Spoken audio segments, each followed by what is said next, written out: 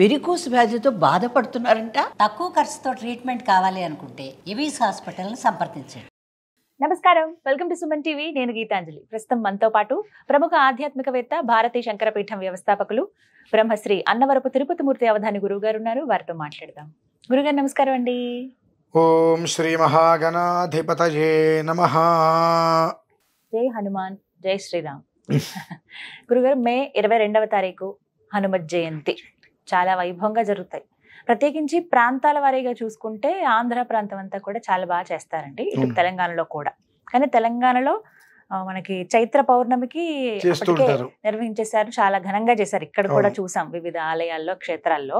మరి అసలు ఆ రోజు ఇంకా ప్రత్యేకత ఏంటి, విశిష్టత? చాలా మంది ఇంట్లో ఏమైనా చిన్నగా మేము పూజ చేసుకోవచ్చా, ఏవైనా లేదు ఖచ్చితంగా మందిరానికి వెళ్ళే చేసుకోవాలని కొంతమంది అడుగుతున్నారు. హనుమత్ జయంతిని అసలు ఎలా జరుపుకోవాలి? హనుమానంజనాసూను వాయుపుత్రో మహాబలః రామేష్ఠః ఫల్గుణః పింగాక్షోమిత విక్రమః అని శ్లోకాలు కూడా స్వయంవరి మనకు ఉన్నాయి. అవును, ఉద విక్రమణశ్చేవ, చాలా బ్రహ్మాండం. అంటే ఆయన్ని తలుచుకుంటే చాలు, శోకం అనేటువంటిది ఉండదు అనేటువంటిది ఉన్నది. పంపా తీరే హనుమతా శంకతో వానరేణ అనుకుంటూ సర్వకాల సర్వావస్థలయందు త్వమస్మిన్ కార్యనిర్యోగే ప్రమాణం హరిసత్తమ హనుమాను యత్నమాస్తాయ దుఃఖ క్షయకరో భవ. ఒక శ్లోకం అందరికీ నోరు తిరుగుతూ చదువుకోవడానికి వీలుగా ఉండేది. అవగాహన ఉండి చేయగలిగిన వారు హనుమాన్ చాలీసా పారాయణ చేస్తారు. కొన్ని ఆంజనేయ స్వామి వారి దేవాలయంలో 108 సార్లు హనుమాన్ చాలీసా పారాయణ అని చెప్పి చేస్తూ వస్తారు. ఎవరు దాకు దేనికి?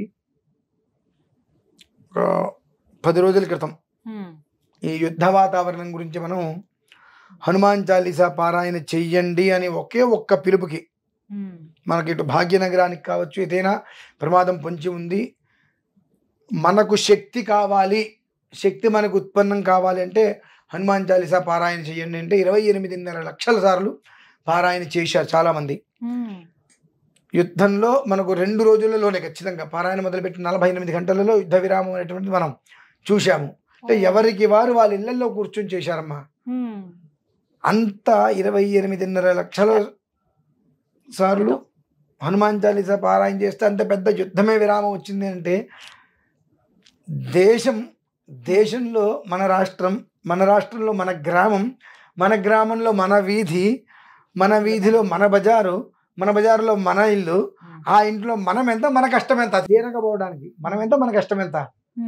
త్వమస్మిన్ కార్యనిర్యోగే ప్రమాణం హరిసత్తమ హనుమాను యత్నమాస్తాయ దుఃఖ క్షయకరో భవ. ఒక్క శ్లోకం చాలమ్మా. ఇది సామాన్యమైన మానవుణ్ణి కూడా ప్రశాంతతకి, అతనికి ఎలాంటి ఇబ్బందులు లేకుండా శాంతి పర్వం అన్నట్టుగా అతని జీవితం ప్రశాంతమైన రీతిలో వెళ్ళడానికి ఆ ఒక్క శ్లోకం కాపాడుతుంది. ఇంకా నేను హనుమాన్ చాలీసా పారాయణ చేసుకుంటా అంటే అది వేరు.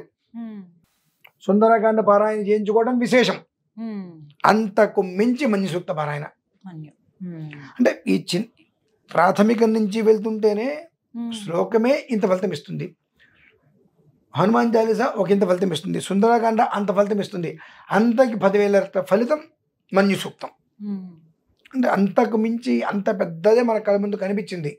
అంటే ఏదైనా మనకు కళ్ళ ముందు కనిపిస్తే ఏం చేయలేరండి జనాలు, ఎవరు నమ్మరు, కనిపించినా నమ్మరు, మామూలుగా అసలు నమ్మరు. కనుక ప్రతి ఒక్కరూ దుఃఖం అనేటువంటిది ఏ రకంగా ఉన్నా చిన్న ఆంజనేయ స్వామి ఫోటో పెట్టుకొని పూలదండ, సింధూరమైన వేసి, తమలపాకుల దండ ఎందుకు వేయాలి? 2 సింధూరం అనడానికి ఎందుకు ఇష్టం?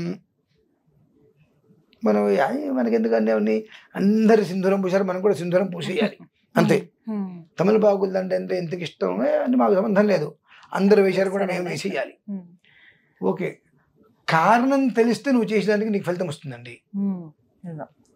రామలక్ష్మణుల్ని ఆంజనేయ స్వామి వారు భుజాల మీద ఎక్కించుకొని యుద్ధం చేస్తూ ఉంటారండి. అంటే రావణాసుడేమో కామరూపుడు, మాయమవుతుంటాడు, వస్తూ ఉంటాడు.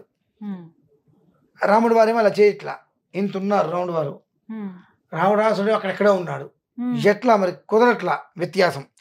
అప్పుడు ఆంజనేయ స్వామి వారు ఇటు రౌండ్ వారిని ఇటు లక్ష్మణుల వారిని ఎక్కించుకొని గంగనదనంలోకి వెళ్తూ తిరుగుతూ ఉంటాడు. ఆ తిరుగుతున్నప్పుడు ఆ రావణాసుడికి ధీటుగా రావణుడు అర్థం చేస్తుంటే మిగిలిన వాళ్ళు వేసిన బాణాలన్నీ కూడా ఆంజనేయ స్వామి వారికి శరీరం మొత్తం తగిలి గాయమవుతుందండి.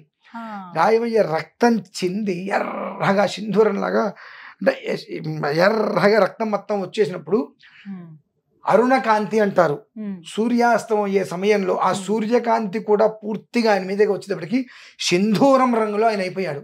ఆ సింధూరం రంగును చూసినటువంటి రాక్షసులందరూ కూడా భయభ్రాంతులకు గురయ్యారు. ఆ రూపం ఎవరిది అని చెప్పి.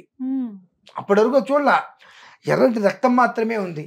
ఆ సూర్యకాంతి కిరణాలు, అస్తమించే సూర్య యొక్క కిరణాలు స్వామివారి మీద, ఆంజనేయ స్వామి వారి మీద అతి దగ్గరగా పడటం వలన ఆ రక్తం మొత్తం కూడా సింధూరం కాంతికి అయిపోయి ఆయన ఒక రకమైనటువంటి వర్ణంలో కనిపించేటప్పటికి ఆ కింద ఉన్నటువంటి రాక్షసులందరూ కూడా భయం వేసి ఎక్కడికి వాళ్ళు అక్కడికి పారిపోయారండి. అది చూసి ఆయన స్వామి సంతోషపడ్డాడు. అంత గాయం అవుతుంది.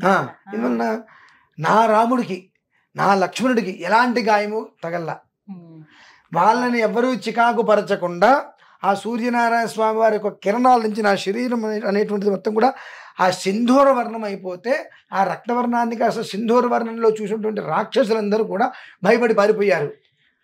అంటే ఇక నా రాముడి మీద ఎవరు బాణం వేయలేరు అని సంతోషపడ్డాడు ఆయన. ఆ సంతోషం కారణం ఇదే కదా అని ఆయన పడ్డాడు కనుక సింధూరం. అలాగే మరి తమలపాకుల మాల అడవిలో ఏం దొరుకుతాయండి? సీతమ్మవారిని నా ఫలానా చోట సీతమ్మవారు ఉన్నది అని చెప్పి తెలుసుకొని త్వమస్మిన్ కార్య నిర్యోగైన శ్లోకం లంక నుంచి వచ్చిందండి మనకు, సీతమ్మవారి నుంచి. సీతమ్మవారి జాడ కనుక్కొని ఇక్కడికి వచ్చిన తర్వాత అప్పుడు ఈ వానరులందరూ కూడా విజయాన్ని ఏ రకంగా సెలబ్రేషన్ చేసుకోవాలో, ఏ రకమైనటువంటి విజయోత్సవాన్ని నడుపుకోవాలో వాళ్ళకి అర్థం కాక, ఆంజనేయ స్వామికి బహుమతులు ఏమి వాళ్ళు అర్థం కాక అన్ని చూస్తే ఎటు చూస్తే తీగలవే ఉన్నాయి. ఆ తమలపాకులు తీగలు మొత్తం తీసుకొచ్చారు. వాళ్ళ ఆనందాన్ని ఆ రకంగా తెలుపుకున్నారు. ఆ తమలపాకులు మొత్తం చూసి ఆయన ఆనందపడ్డాడు.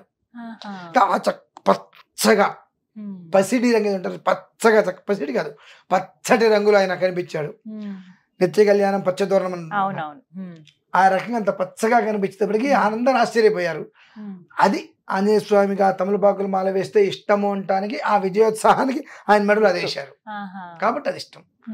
సింధూరానికి అది కారణం కాబట్టి ఆ రోజు నాడు సింధూరంతో స్వామివారికి అర్చన చేసుకొని తమలపాకులు దండ వేసి ఫోటోకి చక్కగా నీకు ఓపిక ఉంది కనీసం ఒక 11 సార్లు, అంటే ఆంజనేయ స్వామి వారి ఈశ్వరుడు యొక్క 11వ వంశమ్మ. 11వ వంశం ఆంజనేయ స్వామి వారు భోజనం చేస్తున్నారు, సీతమ్మవారు వడ్డిస్తుంది. ఆవిడ వడ్డిస్తుంది అని తింటున్నాడమ్మా. ఆగట్లు ఎక్కడ కొన్ని వేల మంది కానీ ఉండారు, ఇంచుమించు మొత్తం ఈయన తింటూనే ఉన్నాడు, ఆవిడ వడ్డిస్తూనే ఉంది. భయం వేసింది సీతమ్మవారికి. వెంటనే లోపలికి వెళ్ళి, స్వామి ఏంటి వైపరీత్యము, ఆంజనేయ స్వామి చూస్తే ఇంటున్నాడు కోతిలాగా, నేను పెడుతున్నా తింటున్నాడు, ఈ గుండెగిలు అయిపోతున్నాయి, ఆయన ఏదో ఆయాసపడుతూ తినట్లేదు, ఇంకా పెట్టట్లేదు అన్నట్టుగానే ఉంది అక్కడ, ఆయన తింటాడంటే. అప్పుడు రాముడు గారు అంటారు, నువ్వేమనుకుంటున్నావు, ఆంజనేయ స్వామి అంటే నాకేదో బంటు నీకేదో పనివాడు అన్నట్టుగా నువ్వు భావించి అక్కడ కూర్చోబెట్టి అన్నం పెడుతున్నావేమో, తప్పది. ఈశ్వరుడి యొక్క అంశ, సాక్షాత్తు ఈశ్వరుడి ఆ రూపంలో వచ్చాడు. నిన్ను నన్ను కాపాడటానికి, మనల్ని ఎవరు కాపాడతాడు? నిన్ను నన్ను కాపాడటానికి ఈశ్వరుడే ఏకాదశావతారంలో 11వ వంశగా ఆ రూపంలో వచ్చి మనల్ని కాపాడాడు, నమస్కారం చేసుకో అంటే అప్పుడు ఆంజనేయ స్వామి వెనకాల కూర్చొని, నాయన నీవెవరో నాకు ఇప్పుడే తెలిసింది, ఉపసంహరించుకో, మమ్మల్ని రక్షించు, వచ్చిన వాళ్ళందరి ముందు మేము అభాస్పాలు కాకుండా చూడు తండ్రి అని చెప్పి నమస్కారం చేసుకుంటే అప్పుడు ఆయన కడుపు నిండిందండి. ఆయన ఆంజనేయ స్వామి అంటే సామాన్యుడు కాదమ్మా, వాళ్ళు పెట్టుకుంటాడు కదా మనం ఏదో అనుకుంటాం. ఈశ్వరుడి 11వ వంశ, సాక్షాత్తు ఈశ్వరుడే మళ్ళీ ఆంజనేయ స్వామి. కాబట్టి ఆయనకి ఆ రకంగా మంజు సూక్తం లేదా హనుమాన్ చాలీసా లేదా ఫమస్మిన్ కాదీని రీవో ఏదో ఒకటి భక్తిగా అక్కడికి కూర్చొని నమస్కారం చేసుకుని అంత కొబ్బరి చిప్ప పళ్ళు పెట్టు. ఆ రోజు నీకు ఎక్కడన్నా బయట కోతులు కనిపిస్తే కోతులకి ఏదైనా ఆహారం పెట్టు. నీ ఇంటి పరిసర ప్రాంతాల్లోకి కాంపౌండ్ వాళ్ళు దాటి చీమ కూడా ఆయన అనుమతి లేని లోపలికి రాదమ్మా. అంత జాగ్రత్తగా వజ్ర కవచము వలె మనకు వీళ్ళు ద్వారపారకులు ఉంటారు చూడండి, ఆ రకంగా ఉండి కాపాడతాడు ఆయన ఈశ్వరుడు. అంతకన్నా మనకు కావాల్సిన పుణ్యం ఏంటి, యోగం ఏంటి? ఈ జన్మకి మనకు అటువంటి యోగం పట్టింది అంటే ఈ జన్మలో పుణ్యం కదమ్మా. ఏ జన్మలోనో ఎక్కడో ఎంతో పుణ్యం చేసుకుని ఉండబట్టి ఈ జన్మలో మనం చేసుకుంటుంటే ఆ చిన్న క్రతువుకి సాక్షాత్తు ఈశ్వరుడు వచ్చి ఇంటి ముందు ద్వారపారకుల్లాగా నిలబడ్డాడంటే ఎంత పుణ్యం చేసుకోవాలి మనము.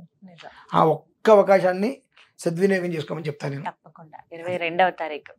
అలాగే గురుగారు, ధన్యవాదాలండి. పరమేశ్వర.